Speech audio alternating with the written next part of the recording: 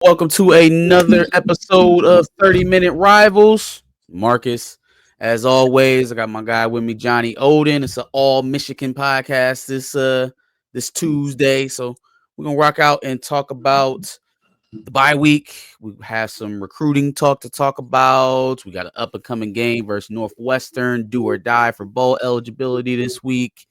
So lot of things to cover before we get into that. Want to remind everybody to like, share, subscribe. Still trying to grow this thing out, so smash the like, push it out to as many Michigan, Ohio State, just college football fans if you can. Had a bye week. Watch some other teams lose. Northwestern played Ohio State. It's ironic. It's our last two games, so got a little bit of tape on both of them. Did you see anything this weekend that you liked? Any weaknesses to exploit? I guess from either one of those teams. What did you see from this week while we had a week off? Uh, Nothing much really. I think Ohio State's flaws, they're kind of the same as we thought they would be. You know, a mobile quarterback can kind of hurt them a little bit. Oh my gosh. Denzel Burke is barbecue chicken if you can exploit him. Yep. Igbinosa is handsy. So if you need to just throw at him just because Just cause. impossible to get a pass interference. I mean, he gonna grab. So, I would say the pass rush, but I'm not sure if they don't have a good pass rush, but I'm not we don't have a good offensive line. So they might be able to get home against us. So Yeah. So pretty much the same things for both teams. Northwestern isn't really good. They showed some life early against Ohio State, but they don't have the talent to keep up with them. Sure.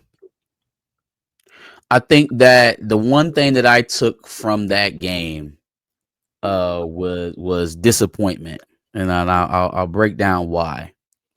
Because through the first, let's say, quarter and a half of ball offensively, Northwestern did just about everything they needed to do. They had a blunder on one of their first red zone drives that they had going. They had a fumble by the quarterback. Yeah, quarterback But fumble. other than that, man, they did exactly what you would need to do to beat a more talented top 5 team. They kept the ball away from them. They kept Will Howard and the offense on the sidelines. They drove the ball methodically down the field. They possessed it. They ran it well. They just couldn't execute when it was time to punch it into the end zone a few times. You mentioned the running quarterback part of it too. Another I won't say that that's disappointing as much as it is it's frustrating. Because you've seen it a little bit with Dalen Gabriel. He was when Oregon was playing Ohio State. You even saw it a little bit with Marshall's quarterback in the first half when they played earlier this season. That is something that Ohio State continues to struggle with. And not to say that your entire season, well, shit, man. I mean, if you're the head coach of Michigan this your first year, your entire season should hinge on beating Ohio State. But I guess I understand if you didn't want to build your offense specifically to beat Ohio State for the 4th year in a row. I guess I understand that. What I don't understand is taking it so far to the opposite end of the spectrum that, like, Ohio State is not, I don't think that they're better necessarily than they've been over the last couple of years, talent wise. They've got more brains in the room, but I don't know if they're necessarily better. But they are so much more suited now to blow us out than they have been over the last couple of years. Not because of what they're doing, but because what we're doing and what we're going to serve up, right? If you're not going to take the approach that Northwestern took to this game or to the game that we have in a couple of weeks, I don't know what we're doing. And honestly, that has been my strategy to win games most of the year for this team, for Team 145. So if we haven't gotten there now, it's not really giving me a whole lot of faith that, the brass is going to get there in the last couple of weeks. It's just, it's painful to know. Like, let's not kid ourselves and think that, if they would have went a different way with the quarterback or got a portal guy, you know what I mean, that it would have made would have made a day and night difference, but I think it would have made enough of difference if you made the right decision or got a portal quarterback to compete, Yeah. right? To compete and not be fighting in week 12 for bowl eligibility. So, I mean, we are where we're at. They've gone the way of, the passing game and leaning into that. I don't think that that's the recipe necessary for us. I think there are teams that can beat Ohio State through the air. I don't think we're one of them. No. Even if you're successful moving the ball downfield and for some miracle you're getting it into the end zone versus them passing the ball, you have to take into account now you're just handing the ball back to their offense, which is better than yours, and half the amount of time that you would have been doing it if you were running the ball. And I'm not one for giving good offenses the maximum amount of opportunities to score on you. All right. Like this should be a happy marriage with the defense that honestly I think is coming along. I think the It defense is. is making strides. They've shown progression far more than anything we've seen on offense week over week from the beginning of the season to now. Guys like Zeke Berry coming along, playing boundary corner where he started the season at nickel. Jayshon Barham had a hell of a game versus Indiana.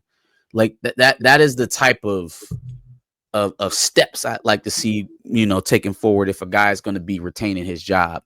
That is just not what we've gotten on the offensive side of the ball. So a lot up in the air here, even versus Northwestern, right? Northwestern has very obvious weaknesses, but the one thing that I think they have over us is an identity. Right? Yeah. They know who they are offensively. So that kind of scares me if we get into one of those offensive lulls, man. I just don't get the calculus of trading close to 200 yards a game on the ground for 150 yards passing and then continuing to come up to the podium every week saying the guys got to be better, we got to execute. Well, the plan is flawed. The plan is flawed. And if you're just asking guys to execute bad plans over and over and over and over again, it's just I don't think that's something that's sustainable.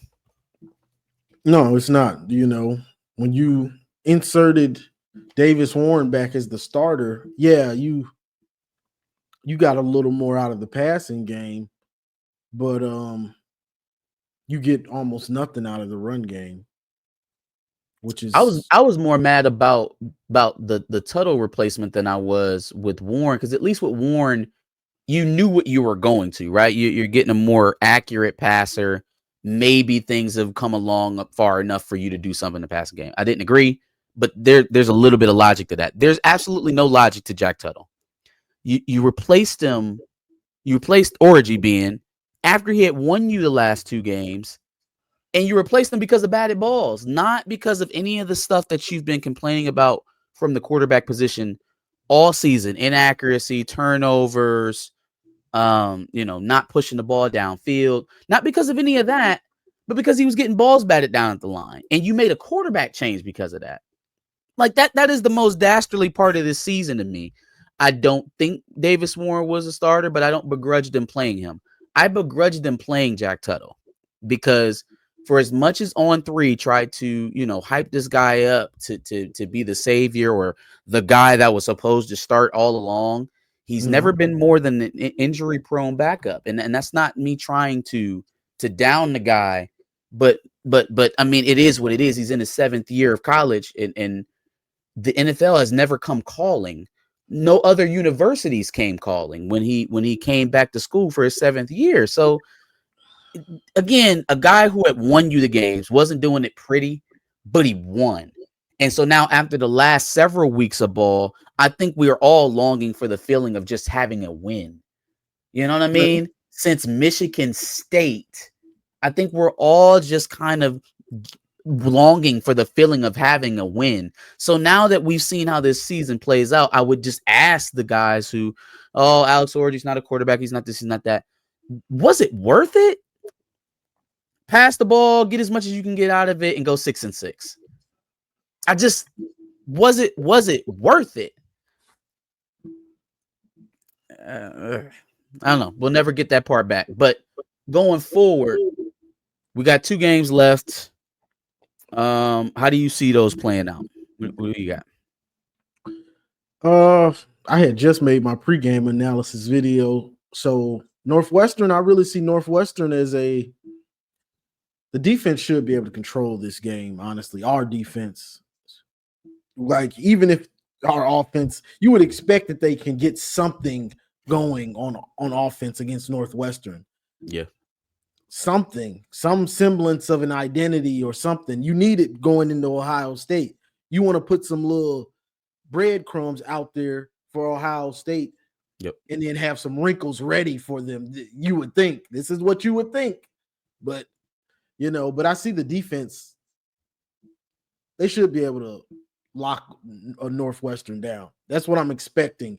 We haven't seen a full game out of Wink or the offense. We haven't seen Team 145 Start to finish. Yeah, no. play as a team. Yep. They haven't played a complete game. So this is your best chance, and it's coming at the perfect time to get it going into Ohio State. Facts. You don't want to go in there still second guessing yourself. You want to have some confidence that we can execute and play as a team. So this is the perfect chance right before Ohio State. Wink have the defense confident in themselves with Zeke, Makari at the nickel, or Wesley Walker at the nickel, Curtis, Quinn Johnson, Hillman back there knocking dudes out. I like the idea of moving Makari down so that he doesn't have to cover so much space. I think. Well, exactly. I really don't know what's happened to his tackling this year, but I don't know either. Taking a lot of the decision out of it should help if you're going to continue to play him. I'd like to see a little bit more Wesley Walker myself. But if you're going to continue if you continue to play Makari, I would slide him down into the box too. No, yeah, go ahead, finish. So yeah, you want to see them, iron out the kinks and let them get comfortable, because this is a kind of a new thing, like you were saying in the beginning. Zeke at the outside boundary, he looks like that's his position. Like an off season looks like we might have a corner now. I'm so confused because man coverage just did not seem like it was his thing when he was playing the slot, and now they move him outside, and it's like, okay, we doing all right out there. That ain't bad. I can take that, because it's not easy to play nickel. Even Sainer Steele. Sainer Steele was a big play. He made big plays, but he used to get cooked. It's not easy to play. Sure. From time to time. Yeah. And then it's a lot of field to cover. Exactly. And it's probably the fastest athlete on offense. So, Exactly. And so they would just keep going to the well, and then I got you. You keep going at him. Mikey was going to make you pay. So this new lineup that they're trying to go with, the question is, if Will comes back, do you bench Jair? Oh well. I think Vance was saying you bench Jair for Zeke. I don't know, man. The upside is a lot higher for Jair for me. Yeah, I'm about to say, I don't know, man. Like, okay, so ideally, you would want Jair Hill to step in next year if you don't go out in the portal and get another bona fide starter. He's your number one corner starting next year, right? So, like, ideally, I want to see him finish this year strong. Who's had the better performance here down the stretch, though? Feels like Zeke Berry. So I'm gonna flip a coin. I wouldn't be mad at either one. Maybe next year. You got your two corners. You got them. Yeah, you got them. Plus all the young guys you bring in, Shamari Earls and JoJo Edmond will be another year older. Jaden Saunders. So they've got a lot of young talent even pushing up. But in terms of starters, guys that have played, guys that you can depend on, that's a nice pairing right there with Zeke Berry and Jair Hill if you can keep them both. So I don't know, man. If Will plays versus Ohio State, I know he's not going to play versus Northwestern most likely, but if he plays versus Ohio State, I would probably lean Jair, and maybe Amir Hall fades out of the rotation. Yeah, he can't see the field against Ohio maybe State. Amir Hall fades out of the rotation, and it's Zeke, Will, and Jair that's rotating in. Got it. So what do you see the offense? What does the offense need to do against Northwestern going into Against Ohio State? Northwestern. So I Going into feel like Ohio State. for Ohio, okay, and Ohio State. No, Okay, no, no, well, no. I'm saying to me, this game is building up for Ohio State. Like you okay, haven't shown a real identity. Like right, this is basically like a practice to me for Ohio State, like on scheme. yeah. You get what I'm saying? Mhm. So what do you want to see them, I you would know? say so. First of all, I want to see them corral. What is his name? Is it Strauss or Stokes? Something. Their quarterback, number 12. Uh I can't think of it. I I can't just think had of his name right now. I want to see them corral him a lot better than Ohio State did. I want to see them, like you said, they should be able to go an entire game, this game, without having the long Lausch. touchdown given up in the first one. Was it Lausch. Lausch? Okay, there it is. Yeah, Lausch. I want to see them corral him. I want to see him under control because if that's not working for Northwestern, then nothing's really working. They can't line up and just pound you off the ball.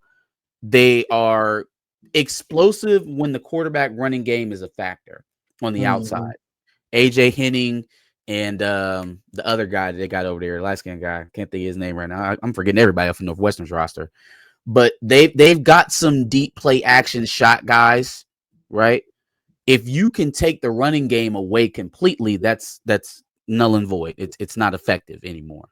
So we should be able to, like you said, get reps in, get young guys playing time, and try to not only stay healthy, but get out of there early. I don't want to be playing Northwestern into the fourth quarter if we don't have to. Now, this is a 6-6 team, most likely happening, right? So the assumption that we're just going to blow out Northwestern, you should probably put that at the back of your mind and Yeah, just be that happy if ain't. it happens. Yeah. Be happy if it happens, but don't expect it. Um, What are you trying to see out of the offense, though? I expect the offensively, defense to play well, well, you but know what I want to see offensively, but that's not where they're going. I think if they're going to pass the ball, I want to see it less on first down. I don't want to be seeing this behind the chains every second down because the play calling is not that great. It's not good enough to get us out of trouble. It's not good enough to catch up from behind. It's just not good enough. Honestly, if we're telling what should happen, Sharon Moore should have the play sheet in his hands. He should have the right. play sheet in his hands. Will he do that? If We'll he see. doesn't do it for Ohio State, I'm gonna be mad. I mean, I'm gonna I be ain't gonna front. highly upset. I'm gonna be highly upset because I mean the Especially if scuttlebutt Wink, is that especially if Wink puts together a good game a against good OSU. game. Yeah, yeah. The rumors is that there's going to be a change in offensive coordinator. It's not a name floating around right now, but there's going to be a move made. Well, if that's the case, I don't think you're not really saving face for anything to let him continue calling plays. So yeah, Ohio State it feels like is a must, but we'll see how likely that is from Northwestern. If he ain't gonna take the play sheet to win a game versus Northwestern, then he's not. It's over. He's just gonna let Kurt die on whatever hill he's on. Um. So yeah, that if they come out, they don't turn the ball over and they play penalty free, they'll have a chance regardless of what they do. If they can repeat that formula, is it likely that they have another game like that? I don't know because they haven't done it since Michigan State. You know, Yeah, I mean they yeah. had a pretty good game versus Indiana, but it wasn't turnover and penalty free. So And if they they didn't. do that, they'll have a chance. And they stopped doing all. And I've been harping on this. Michigan State and Oregon, you saw way more eye candy. You saw more imagination, Mhm. misdirection, creativity. Yep. Indiana, we didn't see it. And that's been bugging me, bro. Like it's really been bothering me that they just went away from all that stuff, the different ways to try to get it to Loveland, Mhm. like y'all just went away from all that stuff that you need to do, you have to do for these guys. They're not Cornelius, they're not Roman, they're not AJ Barner, they're Yeah. not Blake Corum. You need to do all this extra stuff, and it just bothers me that they didn't do it, but we'll Yeah. see. Yeah. I mean, here's one thing I will say that we're doomed if they don't do it. If Davis Warren doesn't run the ball 3 to 4 times this game, if Alex Orji doesn't throw the ball 2 or 3 times this game, at least, I mean, it's a travesty that the man essentially is going to have to change positions or change schools at the end of this season because of how all of this is played out. But if they don't do that for no other reason than the betterment of the team, like, I don't know what it is they have against Alex Orji's arm, but you are putting us in a worse position every week he comes out and plays and doesn't throw. Hey, I It's mean, worse and worse position every single time. It gets worse. He running the same play. Running the same play over and over and over. It's like, bro, if you wanted to pound QB power, why didn't you do that while he was starting? They getting this dude killed, bro. Don't make no damn sense. I him promise you I didn't get mad at him when he fumbled. Promise you I didn't get mad at him when he fumbled. he getting, bro. He had two big linebackers. They were ready, like, we about to knock this dude out. And that's before he had the edge guy or the blitzer who caused the fumble, but he's going into a brick wall basically. He's got nothing. Not to mention that was his the second of his 3 snaps that he played the entire game. So what am I supposed to get from that? If we're not going to hold the guy who's starting the entire game accountable for errant throws, balls in the dirt, feet not in the right place, bailing out of the pocket early, and we've got like multiple, like a laundry list of those type of errors. Watching the starter play, you think 3 snaps, 1 fumble? I'm coming down on Alex, man. It's crazy. It's I don't know. I think that if they beat Northwestern, that's going to give them a lot of confidence. They need it. But but to beat Northwestern, they have to be something different than what they've been.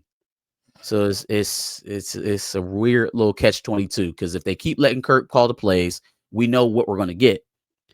And I don't know if that even beats Northwestern, man. I don't know. That's what I was saying on my pregame. We should beat them. The defense should be able to beat Northwestern, honestly. But I ain't guaranteeing it. Right. Ain't no guarantees now.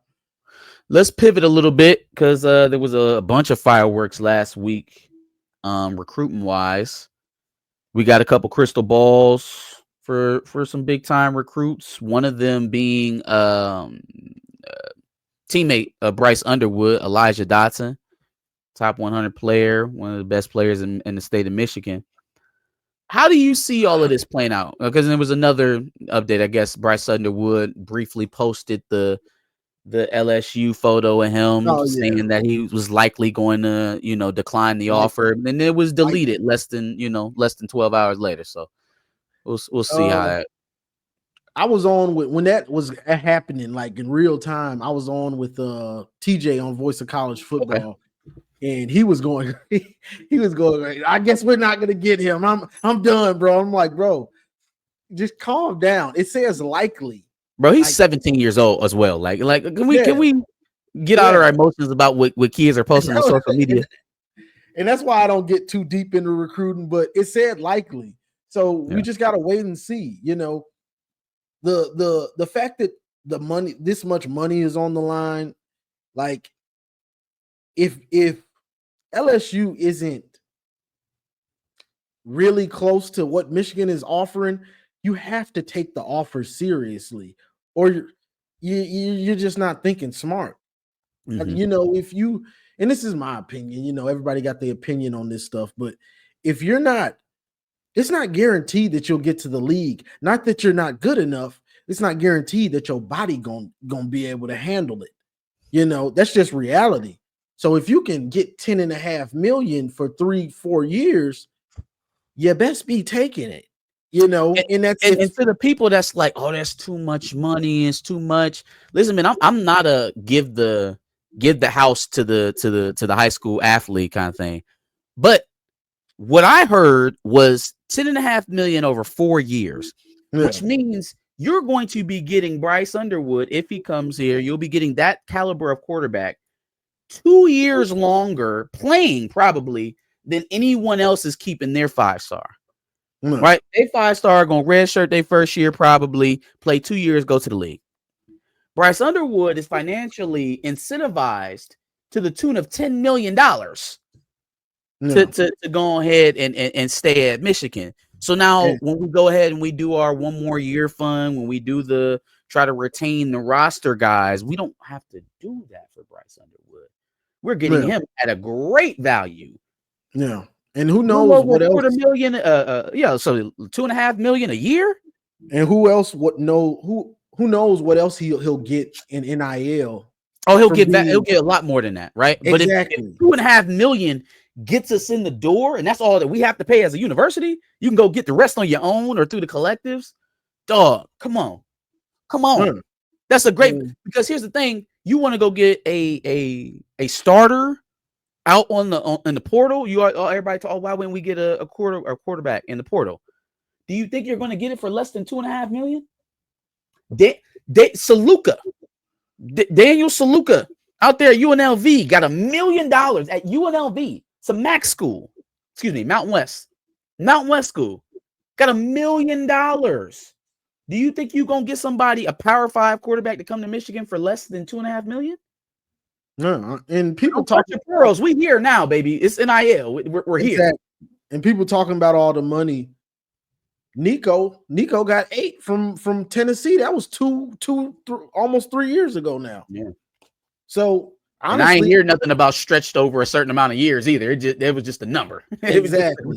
So this is just what it is now. You know, yeah. It's easy bait for an Ohio State fan or a rival to try to, oh, you guys are spending, but that's what it is now. You know, It's just what it is.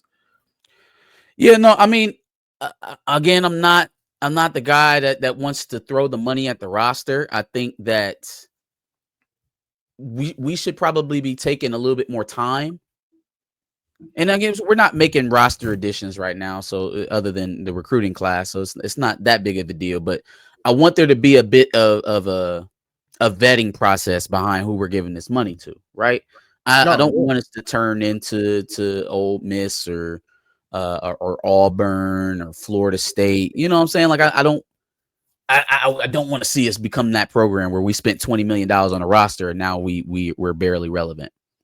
So pick the right candidates, number one. Shoot the money cannon when it's a deciding factor. Like if you're going to lose a top 100 recruit that wants to come to Michigan because of NIL, shoot the money cannon. No. But I just wonder if we're getting to a place where Underwood, where we're trying to convince him to be in a place where he don't want to be. See, if he got it up in his mind that LSU is the best place for him, even regardless of what's going on in LSU right now, Joe Sloan potentially leaving, having the play calling duty snatched away from him.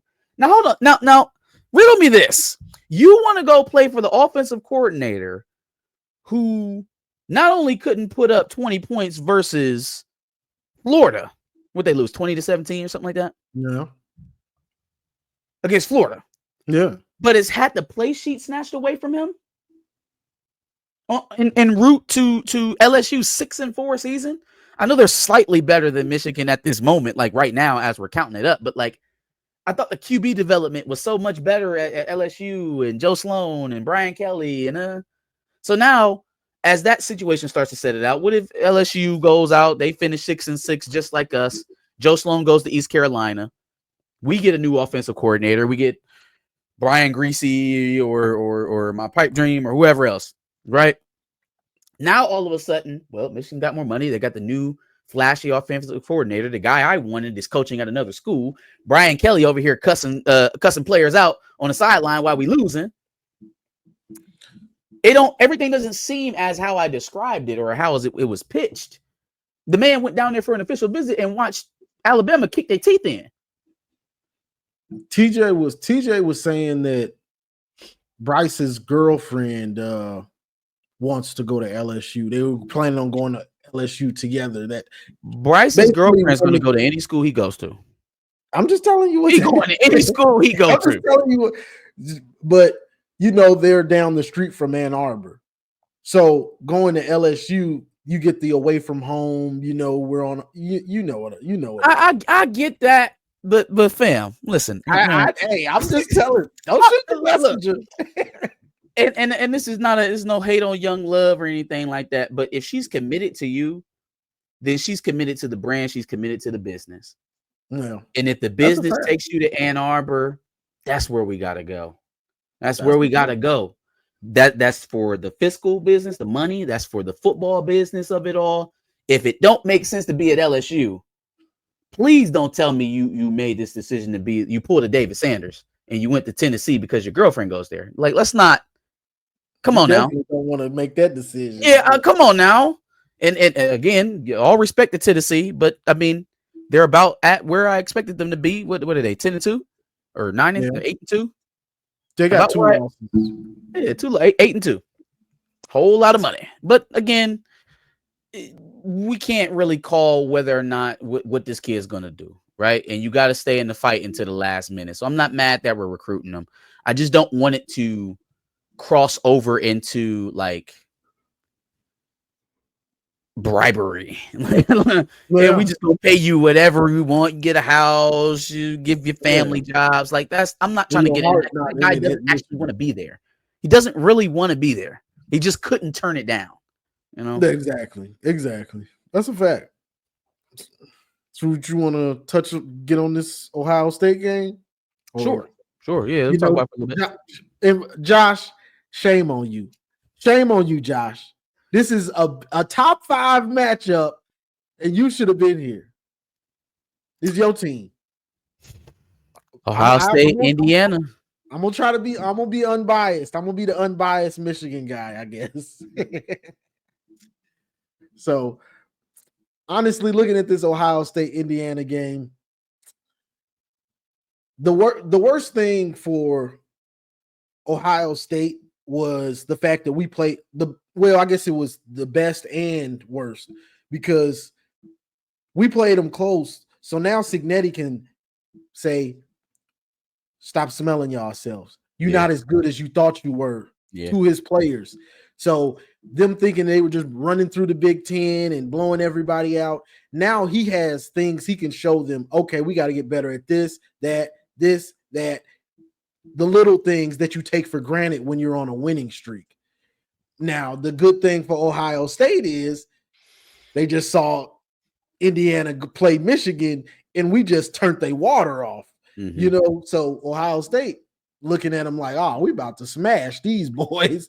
That's so interesting to me because this is the second opponent the shared opponent that we've had, right? Oregon was the first one. They played Oregon first. And then now Indiana, we play Indiana first.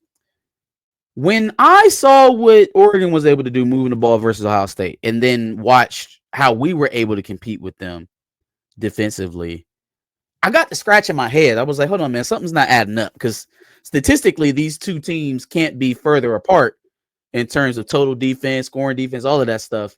But like, it just doesn't. The eye test is telling me that there's something else going on here. If I see Indiana walk up and down the field on Ohio State all game and they got to get into a score off, like a pass off with them, okay, now my confidence is growing. Because that tells me you're deficient in some way that hasn't really reared its head more than once. Oregon was probably the first time that we saw Ohio State look deficient in the defensive backfield. They looked like they couldn't cover. You can struggle, you can have bad quarters, you come back, you shut a team out, all is right in the world. Oregon just looked like they were playing at a different speed in that game. That's true. Right? If they get a little bit of dose of that here versus Indiana, first of all, Indiana could beat them. That's a dangerous game for them, it's a dangerous position for them to be in. Number two, what does that say about the following week? We gave up 20 points. Gave up 20 points to Indiana. Okay. Now, if they go out there and lose a barn burner, 45-38, let me ask you this.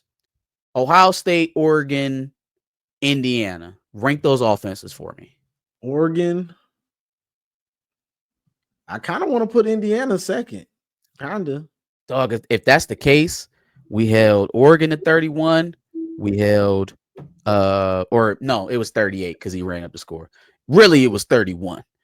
But Yeah, petty. yeah, he petty. He petty. Hey, you see that petty nonsense almost got him messed up versus Wisconsin. Yeah, He almost a fake kick in the foot. What are you playing around with these dudes for?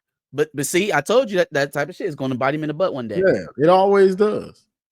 But yeah, if that's the ranking, we held Oregon to 31, we held Indiana to 20. If you're third behind both of those two offenses, we may be in for a much closer game in last of the season than what's being anticipated here in Columbus.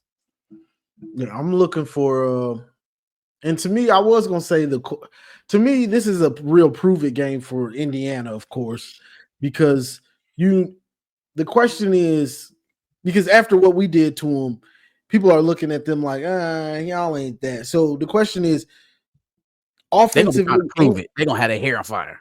exactly, offensively and defensively, can y'all play with Ohio State? Because Michigan was one dimensional. We just had defense and that's it. Right. That's but Ohio State, they have offense and defense. So can you pass block for Rourke consistently? Mm-hmm. And also, can you run the ball consistently on Ohio State? You don't want to be one dimensional, That was another problem for them in this game against Northwestern. I think the reason why it stayed so close for so long is because they couldn't match Northwestern's output running the ball. They weren't picking up first downs on the ground. So exactly, and Indiana's rush defense is pretty good. Yeah, yep, it's pretty stout. Again, their defensive interior, I really like a lot. And so now you look at that with the injuries to Hinsman and Shabula. Hinsman, being the replacement there. I think maybe Donovan will get a little bit of a reprieve. I don't know what they have on the edge, Indiana, but inside this is going to be a lot. That's going to be a lot for them to handle. So we'll see how that goes, man. I think that again, if Indiana is able to have better offensive input than what they did with us, especially through the air, could be bad news for the Buckeyes. And the big thing is just being able to make those plays, because there's a lot of teams that stay in the game in the fourth when they're going for an upset. Nebraska or Wisconsin the other day against Oregon. They stay in the game, but they can't make those plays to win it. Right. And Indiana, they dropped some passes against us that were open. Quarterback threw it on point and he dropped them. Against Ohio State, if it's close and that happens and you drop those, you're gonna lose. They're not going, because they're gonna have enough offense to make you pay for it. Yep. Exactly. They're gonna make you pay for it. Yep. So Indiana, this is the game, because you escaped against Michigan mostly because our offense is trash, not really because you made the plays and some bad play calling. You get the ball first and goal from the 7 and don't score a touchdown. That's exactly. A shot in the face. Yeah, exactly. So Indiana, in those receivers and the offense and on defense, when there's a play to be made, this is the time. Show that you belong. You got to make those plays to give yourself a chance and try to pull this upset on against Ohio State. Because this is it for y'all. You lose this game, they might leave you out the playoff. Y'all ain't play nobody. So that schedule with losses to Oregon and Indiana, they would be fighting for at-large bid. Obviously, I don't know if that would kick them out of the Big Ten championship game as well. We were talking about that scenario on the kickoff show on Saturday. Penn State has only lost to Ohio State. They don't really have to play anybody for the rest of the season. Penn State wins out. Oregon obviously wins out. They go. It'll be a Penn State Oregon. I was talking about Indiana. If Indiana could get in there. So I guess, how do they figure out who would go between Indiana and Penn State? If Penn State wins out, Indiana beats Ohio State, Oregon wins out, who goes between Penn State and Indiana? Indiana, because they're undefeated. What I'm saying is if Indiana loses or gets blown out by Ohio State, Oh, they might not. No, they might not You get see what I'm saying? They may not Because get they're gonna look at them like you but ain't then that played doesn't keep them nobody. out of the Big Ten race, though. So they'd have a chance. They'd have to lose in the regular season and then lose again in the Big Ten championship. Because right now, it's them and Oregon undefeated. Right. So Penn State and Ohio State is trailing both of them. Yeah. If Penn State wins out, they'll be third behind Indiana and Oregon. They'll be looking for Indiana loss to try to get in front of them.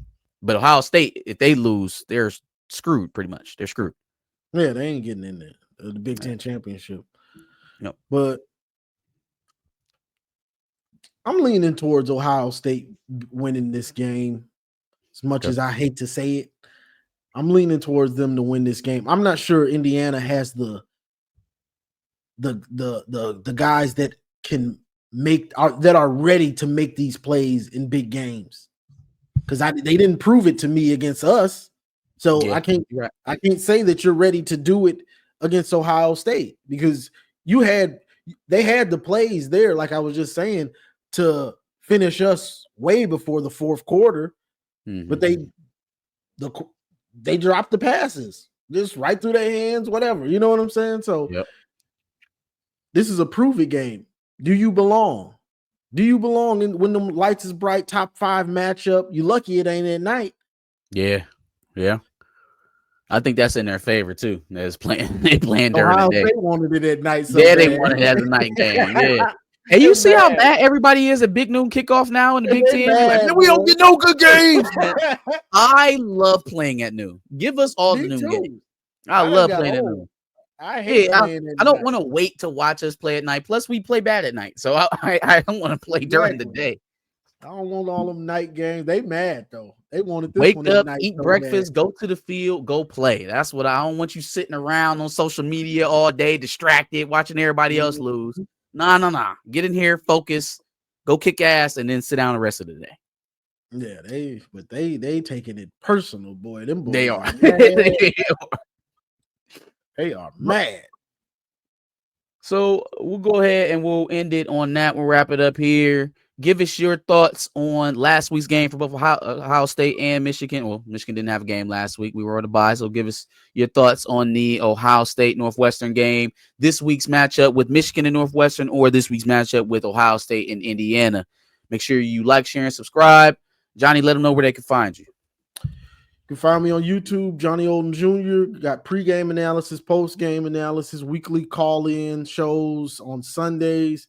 Marcus joins me sometime also. We got Boxing Maniac, M3, all the Michigan crew usually pops up in there. And I do car lives through the week. That's just me kind of ranting about what's ever on my mind, but people seem to enjoy them.